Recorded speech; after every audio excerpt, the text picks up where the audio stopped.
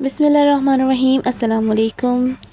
इस ईद पर आपने गोश्त इकट्ठा करने के साथ साथ चर्बी को भी ज़रूर इकट्ठा कर लेना है। इसको आपने ज़ाया बिल्कुल नहीं होने देना, क्योंकि इससे आपको फ़ायदा ही फ़ायदा हासिल होने वाला है। तो सबसे पहले एक बड़ा सा स्टील का पतीला ले लेंगे और उसके अंदर डाल देंगे हम ये चर्बी। ये फ्रीज़ हुई हुई है, इसलिए आपको इस कंडीशन में नज़र आ रही है। तो यहाँ पे मेरे पास 3 पैकेट थे यहाँ पे बड़े बड़े चर्बी के, जो मैंने इकट्ठे करे हुए थे। ये बकरे की चर्बी है, जो कि मेंढा बकरा होता है उसकी है। इसके अंदर डाल दूँगी मैं पानी, तकरीबन ये आधा पतीले को भर लेना है मैंने पानी से। ये देखिए फ्रीज़ हुई भी है। इसके बाद आपने इसके अंदर जो है वो एक ख़ास इंग्रेडिएंट है, वो लाजमी डालना है, जो कि है कड़ी पत्ता लीव्स।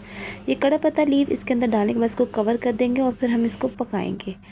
अब मैं आपको बताती हूँ कि कड़ी पत्ता हमने क्यों यूज़ करना है। वो इसलिए हमने यूज़ करना है ताकि इसकी जो स्मेल है वो बिल्कुल गायब हो जाए। आम तौर पे जब हम घी पिघलाते हैं, इसका चर्बी के साथ जो हम घी बनाते हैं, उसको जब हम साड़ते हैं, चलाते हैं, तो उसकी एक बहुत ही बुरी स्मेल होती है, जो कि पूरे घर में फैल जाती है और बिल्कुल भी नाखुशगवार होती है। तो इसलिए मैंने ये कड़ी पत्ता लीव डाले। इसकी खुशबू बहुत ही अच्छी होती है, जिससे इसकी जो स्मेल है वो कट जाती है और आराम से ये आप घी जो है घर में साफ़ सुथरे तरीके से बना सकते हैं, बिल्कुल भी इससे स्मेल नहीं आएगी।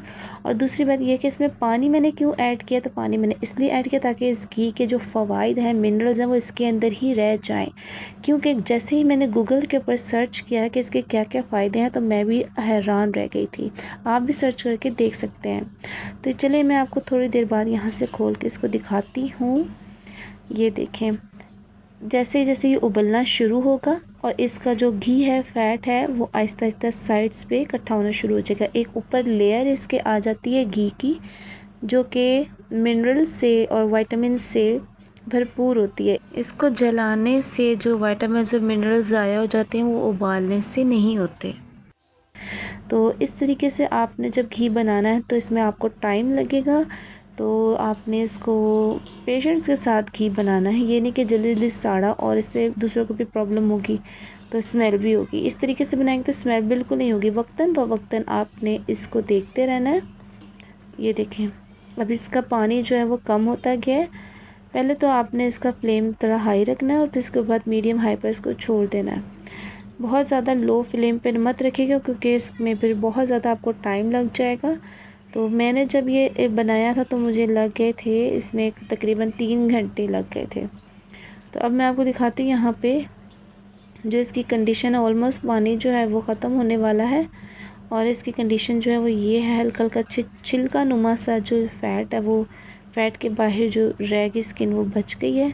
अच्छा, चर्बी जो है आपने वो बिल्कुल ही साफ़ सुथरी लेनी है और इसके अंदर वो वाली फ़ैट भी जो खाते हैं, वो जो बोटी के ऊपर होती है, गोश्त के ऊपर जो एक फ़ैट होती है, वो चर्बी वाली जो बोटी होती है, वो भी पुलाव में लोग यूज़ करते हैं, खाते हैं। तो ये जो है वो सारा फ़ैट वही था। और ये देखें, बिल्कुल साफ़ सुथरा ये फ़ैट है, खाने वाला फ़ैट है। इस तरह का फ़ैट नहीं है कि बिल्कुल ही फेंक देने वाला फ़ैट है। तो यहाँ से आपको नज़र आ रहा होगा किस तरह से इसका जो घी है, देसी घी, वो साइड पे इकट्ठा होता जा रहा है। खैर, अब इसके बाद हमने चूल्हे को करने दें ऑफ़। और अब ये देखें, इस तरह से आपने स्ट्रेनर ले लेना है और स्ट्रेनर के साथ मैं क्या करूँगी, मैं ये सारा जो है इसको उठाऊँगी। मैंने प्रॉपर इसको खुश्क नहीं करना, इसको मैंने इस तरह से उठा लेना है, छानना है और छान कर इसको अलग कंटेनर के अंदर जमा करते जाना है। अच्छी तरह से हम इसको इस तरह निचोड़ लेंगे और निचोड़ने के बाद हम इसको अलग कंटेनर में निकाल लेंगे। जब तक मैं ये निकाल रही हूँ तब तक आप एक काम कीजिए, इस वीडियो के नीचे लाइक और सब्सक्राइब का बटन है, उसको प्रेस कर लीजिए, क्योंकि ये आपके ही बेनिफिट की बात है, ताकि जब भी मेरी कोई भी वीडियो अपलोड हो तो आपको उसका नोटिफिकेशन मिल जाए, या वो स्क्रीन पे आपको जब आप स्क्रॉल करेंगे तो सामने आ जाएगी आराम से, तो आप देख सकते हैं।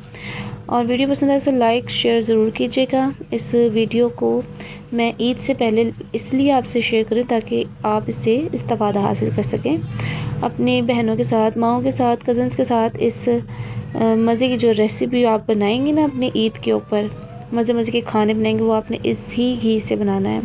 आम तौर पर जो ये घी है वो बाज़ारों में देसी घी जो है वो यही वाला होता है, जो हलवा पूरी में भी इस्तेमाल होता है। और دیسی گھی کے پائے، بونگ پائے جو بازاروں سے ملتے ہیں، اس میں یہی گھی استعمال کرتے ہیں۔ ادروائز میں نے ایک گھی بنانے کے لیے جو بلائی سے، دودھ کی بلائی سے جو ایک گھی بنتا ہے دیسی گھی، اس کی بھی ویڈیو میں نے اپنے چینل پہ اپلوڈ کی ہوئی، آپ وہ بھی دیکھ سکتے ہیں۔ اور یہ بھی جو ہے وہ دیسی گھی ہی کہلاتا ہے۔ سو اب یہاں سے میں باریک چھنی لوں گی، سٹینر لوں گی، اور اس سے بھی جو بھی موٹا موٹا جو فیٹ ہوتی ہے نا، وہ میں نے اس سے چھان لینی ہے اچھی طریقے سے۔ یہ دیکھیں باریک باریک جو تھے ذرے، وہ بھی میں نے اس طرح نکال لینے، اور جو لیوز تھی وہ بھی الگ ہو گئی ہیں۔ اس طرح سے الگ کرنے کے بعد نیچے آپ دیکھ سکتے ہیں وہ یخنی اور جو فیٹ ہے وہ سارا اس طرح سے اکٹھا ہو گیا ہے۔ اس کی یخنی بھی آپ یوز کر سکتے ہیں، آپ چاہیں تو آپ اس کو یوز کر لیں، سیو کر کے رکھ لیں۔ اب جب پتیلا ہمارا خالی ہو گیا تو اس میں ہم دوبارہ سے جتنا بھی ہم نے چھانا ہوا فیٹ تھا، اس کے اندر بہت سارا ابھی تک جو گھی ہے وہ دیکھیں آپ سائڈ پہ بھی آپ کو نظر آ رہا ہوگا، بہت سارا گھی ابھی موجود ہے۔ تو اب ہم اس کو دوبارہ ڈالیں گے پتیلے کے اندر، اور پتیلے کے اندر ڈالنے کے بعد ہم اس کو ہائی فلیم پہ تھوڑا سا پکائیں گے 5 منٹ کے لیے، اور اس کے پھر میڈیم بالکل لو دم والی آنچ کے اوپر ہم نے پکانا ہے، اور چمچے کو اس طرح سے ہلاتے جانا تاکہ لگے نہیں۔ اب جیسے کہ آپ کو یہ نظر آ رہا ہے یہاں پہ یہ جیلی نما سے ذرے ہیں، یہ بالکل ختم ہو جائیں گے، اور یہ فیٹ جو ہے جتنا بھی آپ کو موٹا موٹا نظر آ رہا ہے یہ ختم ہو کے دیسی گھی میں کنورٹ ہو جائیں گے۔ تو آپ نے اس طرح سے اس کو چلاتے جانا، اور اس کو لگنے سے آپ نے بچانا، بالکل بھی یہ اسمیل نہیں کرے گا، آپ کے آس پڑوس میں پتہ بھی نہیں چلے گا کہ آپ لوگ جو ہیں وہ اس طرح سے گھی بنا رہے ہیں، دیسی گھی چربی کو ساڑ کے۔ تو گائے کی آپ چربی یوز کر سکتے ہیں یا آپ بکری کی بھی یوز کر سکتے ہیں، دونوں ہی آپ کے لیے بینیفیشل ہیں۔ یہاں پہ آپ دیکھ سکتے ہیں یہ جو میں نے سٹین کر کے رکھا ہوا تھا یخنی، اس کے اوپر سے دیکھیں کتنی بھر کے جو ہے لیئر وہ اتر رہی ہے گھی کی۔ یہ پیور گھی ہے سارا، یہ میں سارا اس طرح سے اتار لوں گی۔ اس کے اندر چھوٹا آپ کو باریک باریک دانہ نظر آ رہا ہوگا۔ اس کو ہم تھوڑا سا پکائیں گے ہلکا سا، تو پھر یہ بھی چلا جائے گا۔ اب یہ دیکھیں یہ یخنی بن گئی ہے۔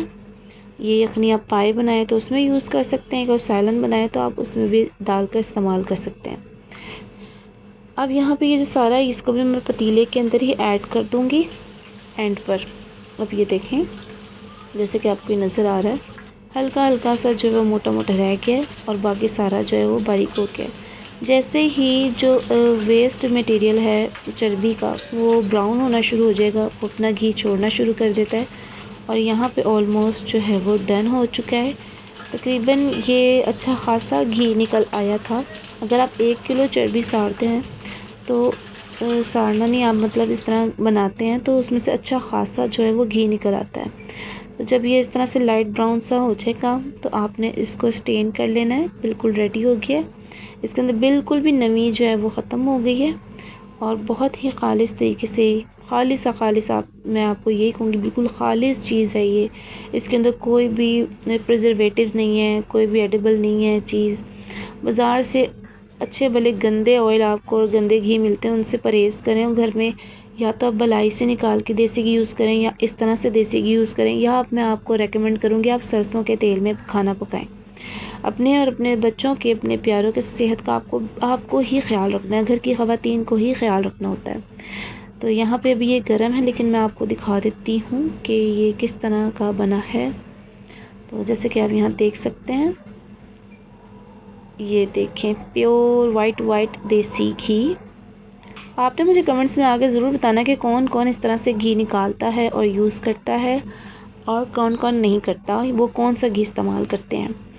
ٹھیک ہے، تو جانے سے پہلے آپ نے ویڈیو کو لائک کرنا، شیئر کرنا، چینل کو سبسکرائب کرنا بالکل بھی مت بھولیے گا، تاکہ ہمارا آپس میں کنیکشن بنا رہے۔ اور مجھے بہت اچھا لگتا ہے جب آپ ویڈیو کو لائک کرتے ہیں، شیئر کرتے ہیں، اور خاص طور پہ جب کمنٹس کرتے ہیں اور میری اصلاح کرتے ہیں۔ تو آپ لوگوں نے کمنٹس ضرور کرنے ہیں، اور اپنی بہن کو دعاؤں میں ضرور یاد رکھنا ہے۔ اور آنے والی جو عید ہے اسپیشلی، وہ میں آپ سب کو پہلے سے عید مبارک کہہ دیتی ہوں۔ تو اللہ حافظ، اپنے پیاروں کا بہت خیال رکھیے گا۔